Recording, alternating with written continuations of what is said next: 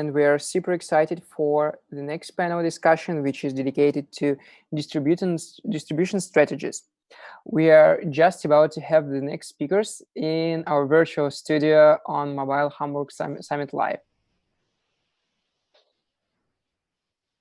Hi guys, can you hear me? Yeah. Hey guys. Great. How's it going? Super cool. I hope but well. Everything's good. All right, so I'm passing my word to you and yield the stage for the moderator of the panel. It's up to you for now. Good luck. Okay, thank you. Hello everyone, and welcome to this panel in which we will be talking about distribution strategies. My name is David Cremades and I'm the CMO of From the Bench. It is a Spanish mobile company specialized in the development of sports manager games, especially with the official licenses of the NBA, Real Madrid, FC Barcelona, and many other sport associations. I will be moderating this panel, and for discussing about this interesting topic, I'm so lucky to have this amazing lineup of panelists. And let me introduce them to you. We have Murat Musakev. I don't know if I pronounce right your name, but he is the business development manager of Full HP. And so let us know who you are, what your company does, and what's your role within that company. Sure, David. Thanks for introduction and thanks for having me here. Thanks, Ophir, Mobile Summits team and White Knights Media Group for this event. So, as a project and business development manager of Full HP, I'm in charge of all the external connections, take care of legal relationships, and oversee project development processes. And our biggest titles are mobile shooters, blocky cars, and mad guns with over 40 million downloads worldwide. Amazing number of downloads. We have also Sven Ossebruggen, CEO of Xyrality. I think that he's actually the one that it is in Hamburg. And go ahead with your brief introduction. Yeah, I'm Sven. I'm the CEO of Xyrality. We are doing strategy games, all more or less 100% in-app purchases. And yes, Lords and Knights is still one of our famous titles. I think in Hamburg, everybody knows it. Yeah.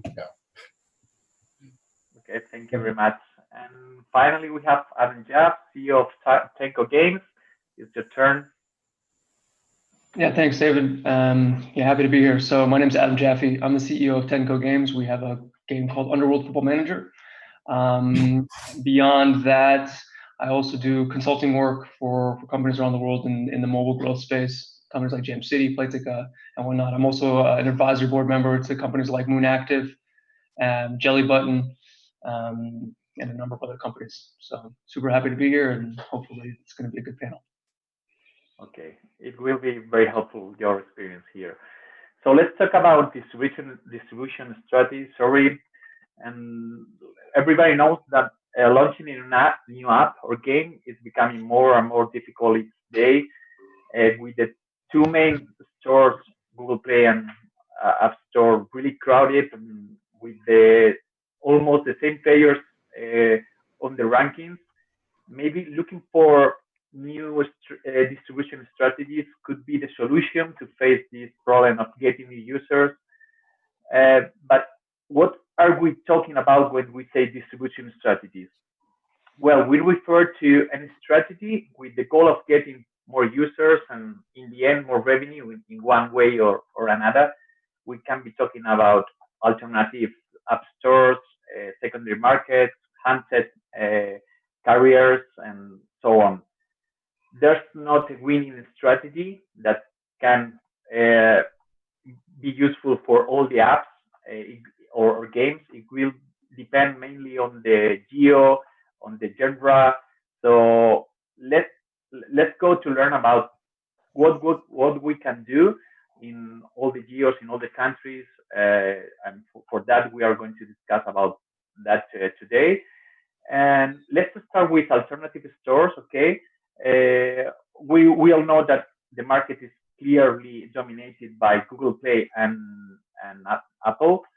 But is there space for other stores? What do you think?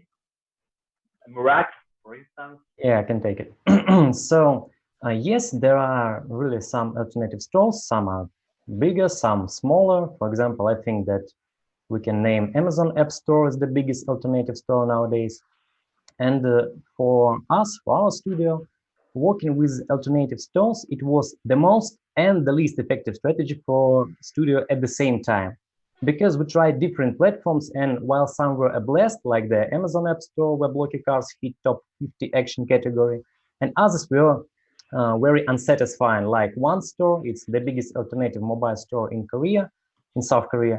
And even with the featuring of both of our main titles, we've attracted 5 times less user than on Google Play Korea. So you have to keep in mind that our studio is pretty small, so things that we call big impact can be valuable for once and a drop in the bucket for others. But besides Amazon App Store, there are a lot of big stores which can be profitable for a game. For example, we tried Catapult. It's a Portuguese mobile store which based on a blockchain. We tried Cafe Bazaar, App Market, GetJar, Waitcom in Japan is a telecommunication company, and several Chinese stores. And the most successful for us were Amazon in the United States, because there are different types of Amazon App Store. Catapult, because there are a lot of players from Mexico and Brazil, which are among our top performing countries, and Chinese stores, because half of our downloads come from China. Okay, thanks. We will discuss about China in a different question because I think that it's worth talking about this huge country and huge audience. What about your experience in alternative stores, Adam? So I have worked, we also launched with Catapult as well. But honestly, what I've looked at in my sort of the experience, especially when I was with Playtika back in the day, we were on, I think, 13 platforms at that time. And we were really trying to find, we're trying to leverage everything. And to be quite honest with you, probably with Murad, it's exactly the same. Most of what we were trying, apart from Amazon, because they actually had devices that they were shipping, and so they had a bit more traction. They were just not profitable in terms of the time and the revenue. So what we found was usually a better solution was to find an aggregator, somebody that could take our app or our APK and go out to Southeast Asia or some other geo that we were really focusing on. And then they would just take that and they would go to all of the alternative app stores. And so we would sort of combine it into one. There was, oh my God, the name is totally, it'll come back to me. But yeah, so there's a number of companies that do this, and I feel like that's probably a better solution than individually integrating one by one. I mean, it's the same with China, right? Rather than going with one, you're not just doing 360. Usually, you're going through 1 or 2 providers, which can cover a variety of the payment methods that you would require to go into those stores, because it's just not worth it for you to do one by one. That being said, I took a sort of a different approach, which was that I really tried to leverage the website. So fortunately, my product, and actually most of the products that I've worked on had sort of their foundation in the web. And so there's a ton of inventory still available. Talk about companies like Still Games, all of those kind of old Flash portals, they have millions and millions of daily active users still. And if you have good ad revenue that you can support your games with, plus a bit of in-app purchase, you can still generate a significant amount of revenue. Okay, thank you very much. What about you, Sven? Have you tried any of those alternative app stores that they are mentioning? I'd say we have tried a lot in the last 10 years, I would say. But when it comes to alternative app stores, we never hit really one very successful for us. So we also have a lot of effort with a combination with our backend and the payment. And we did not really have a winning alternative app store there. So in other words, if we had the chance today, we would just say, okay, we are purely on Google Play and on the Apple App Store. With one exception, we also do user acquisition in the browser, if that is already an alternative strategy. So, and there it is, yeah, and this is still good for us.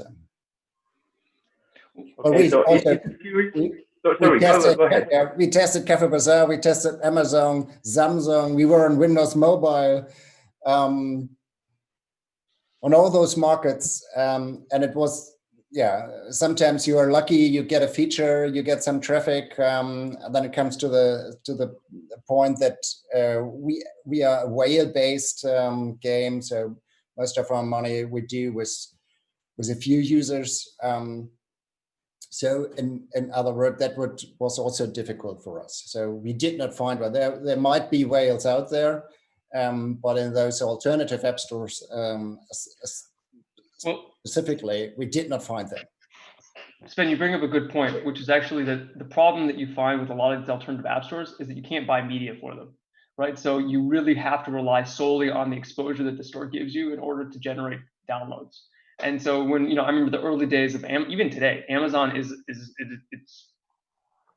okay.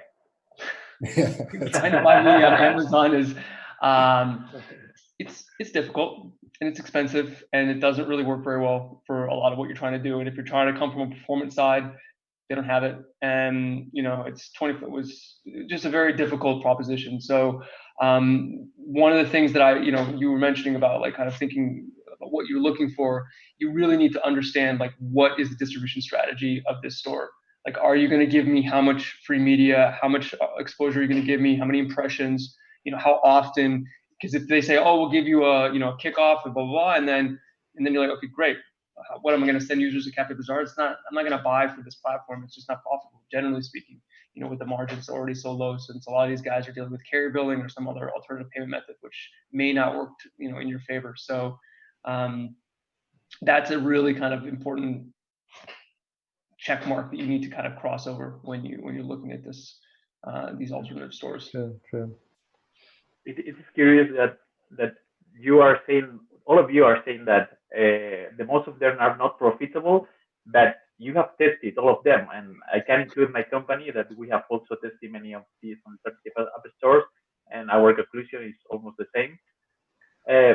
So this demonstrates that we are all looking for new ways of getting new users.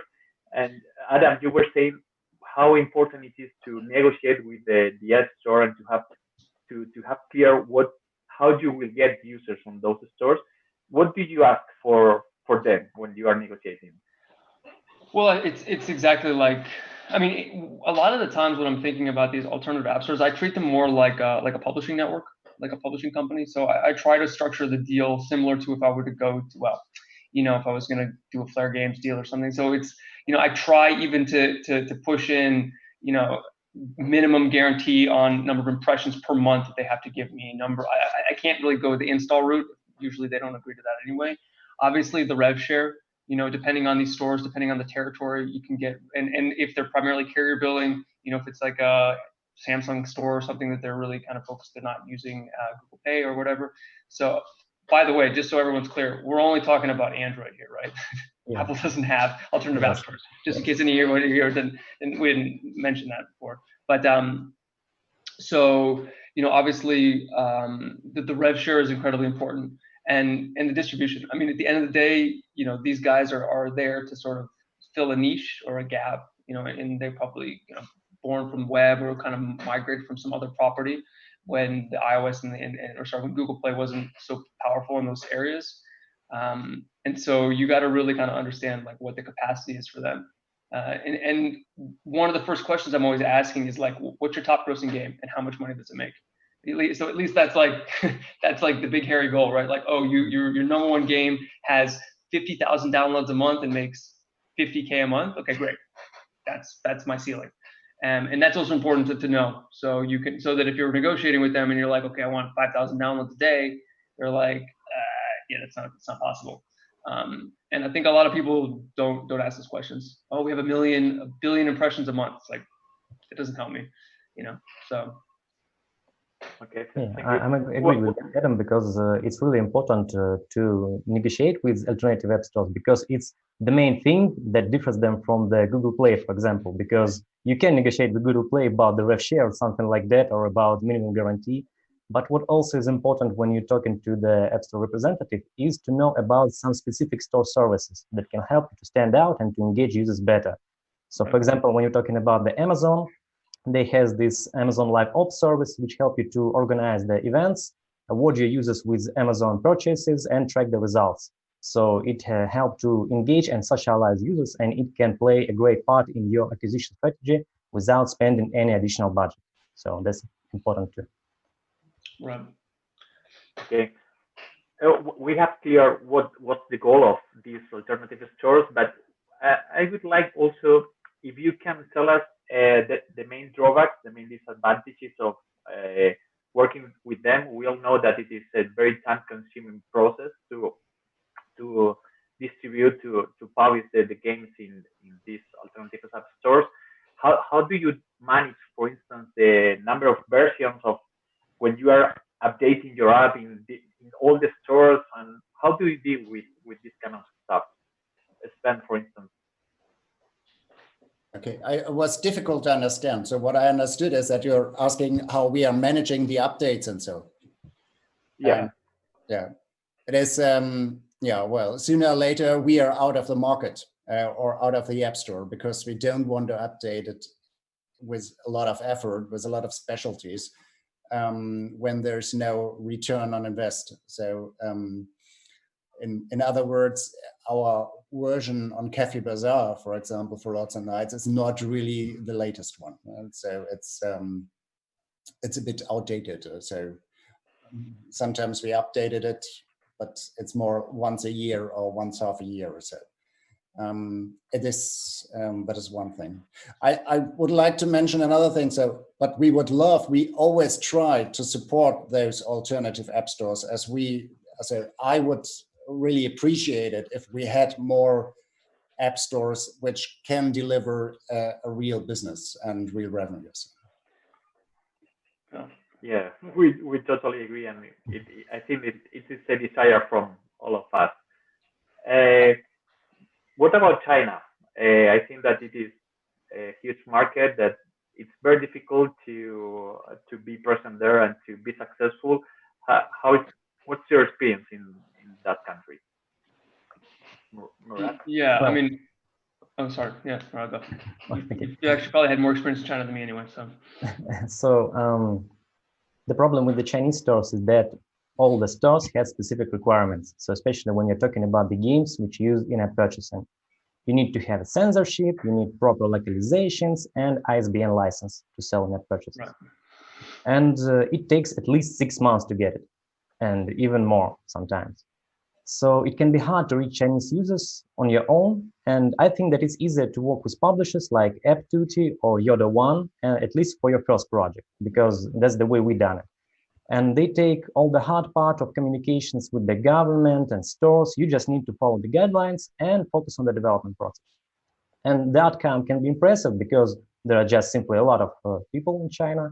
But it's really important to adapt your game to the Chinese market because of the cultural differences. There can be some things that will attract users more and some things that will work bad for you.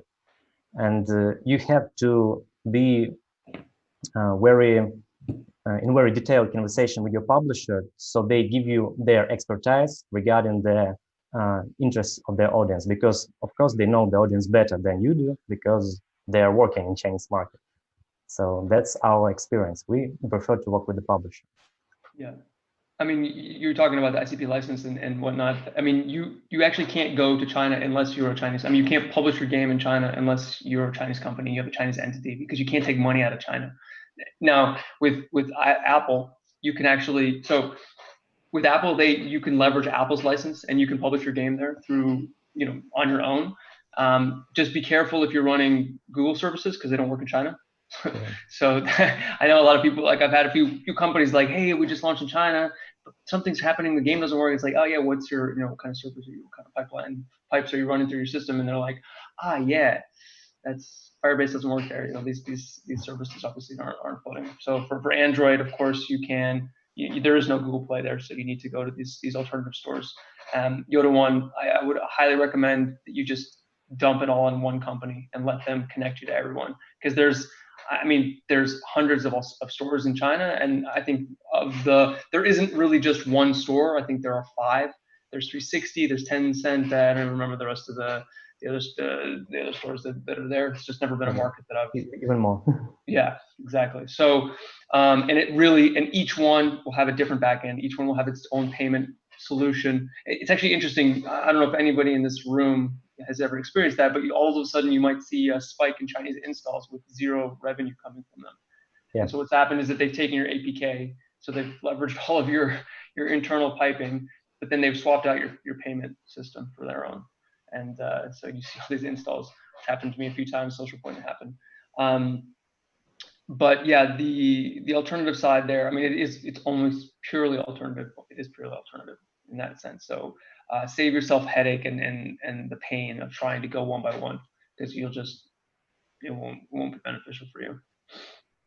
And regarding ISBN license, sorry, I wanted to add something about the ISBN licenses. It's from our experience when we were waiting for ISBN licenses to get registered, we tried to switch the monetization system of our game for that period. So we haven't sold any in-app purchases, and just to skip the waiting, we changed our monetization system to ads. So whenever user want to buy, for example, 100 coins, he don't spend any money, he just watch some videos and he gets the same amount of in-game profit. And that may be a good filler for the time while you're waiting for ISBN license.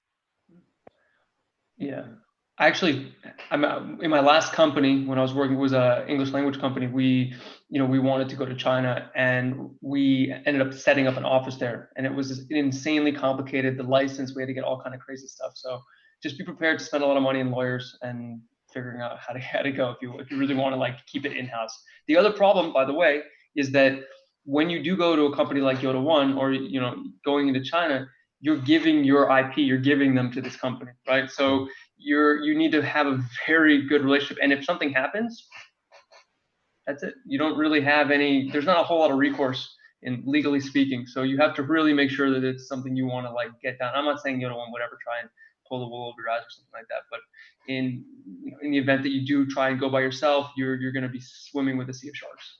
And I really recommend you have somebody like Murad was saying that can help guide that process for you. Okay. And what about India, with more than 300 millions of gamers?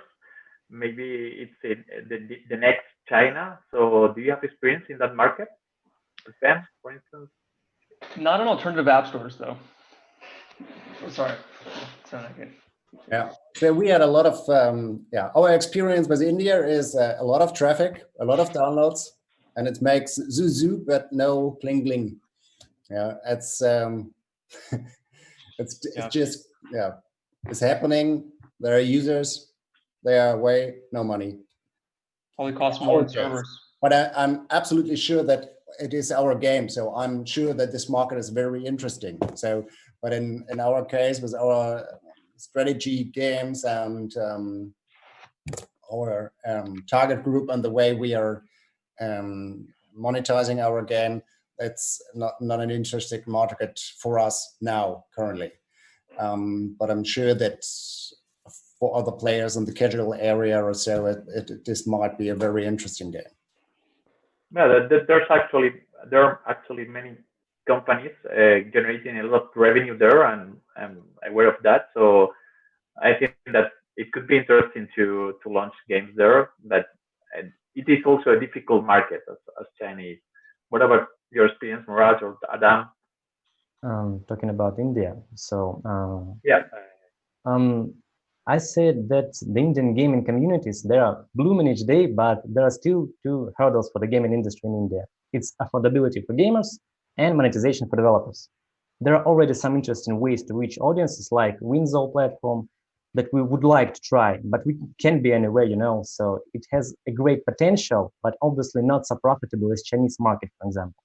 So we just want to focus on something that already gives us some profit instead of trying this unexperienced lands. So we haven't tried India. So I can say but that, you have sorry Adam, but you have to remember that Indian players can influence your game a lot on different stores. For example, what happened to TikTok recently. So you have to keep account of that also. so from my perspective, the problem that India has is that it's just too big, and that to find users is very difficult that are quality. And you have, and on the opposite side, it's a bit like Brazil, actually. I compare the markets very similarly. Big market, I mean, 1.2 billion versus 80, whatever. I think Brazil's, I can't remember, 250 million. It's still quite a large country. They just like to download games, right? And so you get this insane CTR, 3-4%. You're only spending 15 to, starting 15 cents. Maybe spending 3 cents an install, but you're getting a buyer every 15,000 downloads or something like that. And so, yeah, it's really cheap to bring in those installs. But at the end of the day, even with an alternative store, it doesn't really matter. The problem that you have is that you just don't have there's just too many people to try and sift through. And that's what we experienced was that people wanted to play, but they didn't like spending money. And the guys that did were too few and far between. Mm-hmm. Okay. I can share an experience there in India because we signed an agreement with FC Barcelona based, the minimum guarantee was based in the number of downloads. And when we launched the game, we have so many millions of downloads from India that were generating zero. And it was like, oh, we did it really wrong because we have to pay a high minimum guarantee, but because we were having so many downloads, but they were not generating money. So it is really interesting to know about the country before launching there. I mean, I know companies that just turn India off because there's a server capacity component too, right? I mean, if you have 1 million downloads from a country, it costs a lot of money in servers. I mean, not a lot. Yeah, we're not talking about like millions, but tens of thousands for sure. Okay, it depends on the game. If it's using backend or not, but it can cost you a lot of money. Right. So, I mean, that was what happened with us. I mean, it's also similar to Indonesia as well. I mean, just these big markets where you get tons of downloads, just sort of organically coming through. But anyway. I would like to dig into a web because I think it is a really interesting distribution strategy. So what's your experience, Adam? You were saying that it is a good alternative, not alternative, but source of users, and the commission is really low. So tell us a little bit about that. Sure. So I'm a huge proponent of having your game in a web environment. First and foremost, for just one simple reason, that you can move payers from your mobile game and have them pay in a mobile web app and through an email, which is totally legal, by the way, as long as the price is the same. You send them an email, they open it on their phone, they pay there through PayPal, and PayPal takes 2%. So, for me, I literally called up my whales and said, hey man, we have this new payment processing thing over here. You guys mind paying over there? And overnight, I was generating 28% more money just by having them pay in a different platform. And beyond that, there's a huge... I don't know if someone from Google or Apple is listening to us, so be careful what... No, it's not. I mean, there's no, you can't send a user from your app out of your app to pay. But sending them an email, I mean, it's in the terms and conditions. As long as the price is the same and you're not, offering some type of like markup or whatever, it's totally fine. And we have our product. Now, you can't just have a web payment page. You have to have a game, which we have. And actually, what we found was that during the evening, most people are playing on their mobile devices, but during the day, most people are on computers at the office. And so what we found was that people were a lot more likely to just switch over during the midday sort of break, log into the web, do a couple of actions in the game that we had, and then on their commute or whatever, they're back on the mobile phone. And so you would see these kind of ebb and flow, these spikes, if you will, during more work hours. And that's kind of even how we promoted it. It was like, you don't want to be on your phone during work time. No, you're on your computer. So just have the game open on, your second tab or whatever. But so the main thing is obviously the monetization. And that's actually an area in which I am pretty sure most mobile only gaming companies essentially don't touch. then nobody thinks really about how do I optimize payments, because Apple and Google take all the payments, off of your hands. But if you have a web environment, you can really start to leverage that 30%. I mean, it's a huge amount of money at the end of the day. So my product, we generate about 10% of our revenue through our website. And on a gross margin basis, it actually makes up a much greater portion of our overall EBITDA, because it's almost pure profit every dollar spent there. And then you've got a ton of distribution as well. And it's much easier to distribute a product through the web environment than it is through mobile, because essentially all you have is an iframe, a link structure, and you send it to Spill, you send it to any other website that can host a game. You go on free Flash games, you say, hey, I have this game, here it is. They take an iframe and it's there, and you can start getting traffic. Yes, you'll probably pay a lot. The rev share will be a lot more in their favor, but at the end of the day, I think it's a good opportunity to distribute a product that, assuming that it works well in the web environment. What about you, Sven? Are your games available on the web? Yeah, we do have a web version, and of course we are happy when the users are paying through through paper or other methods. So it's more profit, and 30% is a significant cut. And so if we just pay 2%, it's good for us. But it is important for you in terms of revenue, in terms of downloads? In terms of profit, yes.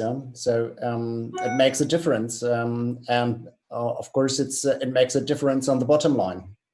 And there to add something on top is always good. Okay, and what about the development of the game to be prepared for the web? I mean, if you're using Unity, you have a Unity wrapper. It's pretty straightforward. I mean, you'll have to change the gesturing. Some of the control mechanisms may need to be adapted to a mouse. So things like swiping would need to be clicks on buttons, something like that. So there's some graphical changes and some gesturing changes that would probably need to take place. But for instance, like Candy Crush from web to mobile, it's the same game. I have a Football Manager, is the same game. We essentially don't have much things. If you're talking about an FPS where you're running around like Vainglory, you're probably going to have to do some additional, some probably significant development to get that to a web environment versus a mobile environment. And if your company for some reason don't know where to start with the porting of your game to the web or to HTML5, then maybe you can try to work with some web platforms. For example, we worked with a platform called Poki. It attracted over 2.5 million users monthly to our game Mad Guns, and they are extremely collaborative, supportive. They have a lot of documentation that will help even the newbies of the game development to port their game to the web. And if we can count social media gaming platforms like Facebook or VK or other social media platforms as web platforms, then it's an additional distribution channel which I strongly recommend to consider. Mm. Yeah. Okay. Did you say Poki? Can you spell it for the audience? Poki. Okay. Thank you. And Murat, I would like you to tell us about the splitting strategy that you told me in the preparation call. So maybe the audience can know about that. Yes, sure. How are you getting user with that strategy? So we in FullHP have additional distribution strategy, which we call splitting strategy. It's when you promote a modified version of your app or part of it as a standalone game. So even big players do that. For example, IGG was the forerunner of the splitting strategy in 2014 when they introduced 13 versions of Castle Clash with different localizations. Activision has done that with Call of Duty Warzone, which is actually a part of Modern Warfare game. For FullHP, in 2019, I pitched the idea of splitting by the game modes, and we released Mad Battle Royale. It's a standalone Battle Royale mode for our main game, Mad Guns. It was just an experiment. And it had all the features of Mad Guns Battle Royale mode, but the size of the app was 40% lower. And without any marketing activities at all, we acquired over 3 million users, and it earns about 30% of the MedGuns revenue. And that, I remind you, without any significant effort. So it took only about a week of work of one engineer to put that mode on the market. And now we are developing a big update that will be out about the third quarter of 2020 to make this game a real standalone game and not just a cut piece of the big game. And sometimes it may be really profitable for a studio to take some game modes. For example, you have, let's say, a first-person shooter with battle royale mode, with capture the flag, team deathmatch, and maybe you can put one of these game modes as a standalone game. And just because of the way how Google Play, I'm talking about Android right now, how Google Play, give you the promotion of this game, I mean, with the algorithms, you can attract a lot of new users and then use some mechanisms like cross promotion to drive these users to your main game, and it can be really profitable. And we acquire users using organic traffic mostly, and we do the App Store optimization. And with App Store optimization, without any user acquisition budget for paid campaigns, we acquired additional users to MedGuns, and that was a lot for us. It's about 300 case new users monthly coming from Med Battle Royale, and that's a good addition to our user base. Okay, right. Thank you, because I think it's really creative and it's another way of getting users.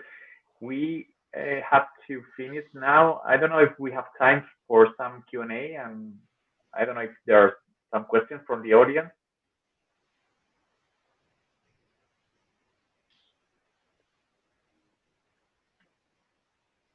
Hey guys, thank you very much for the interesting panel and comprehensive insights.